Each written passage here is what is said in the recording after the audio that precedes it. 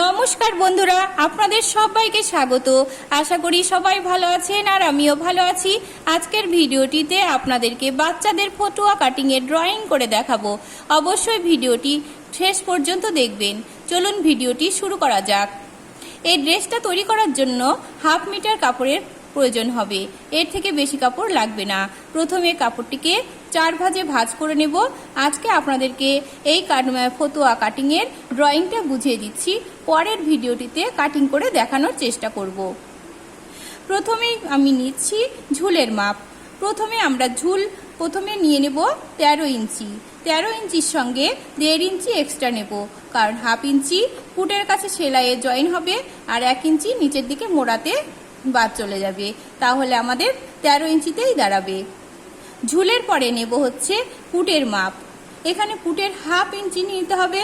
Put আছে আমাদের 9, 1/2 ইঞ্চি করতে গেলে তাহলে হবে 4.5। পুটের পরে নিচ্ছি হচ্ছে মহড়ার মাপ।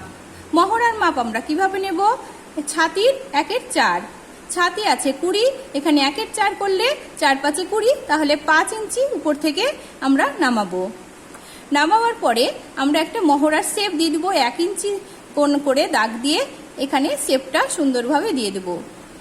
মহড়ার পরে হচ্ছে ছাতির মাপ।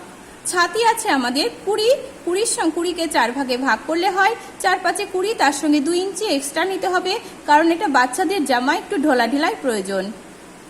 এখানে আমাদের 2 ইঞ্চি এক্সট্রা করলে হবে 7 ইঞ্চি। এবার নিচের দিকে চলে আসবো। ছাতির নিচের দিকে এসে উপরে যেমন ছাতিতে যা হয়েছে নিচের দিকেও তাই হবে। ছাতির 1/4 প্লাস 2 ইঞ্চি নিয়ে নেব।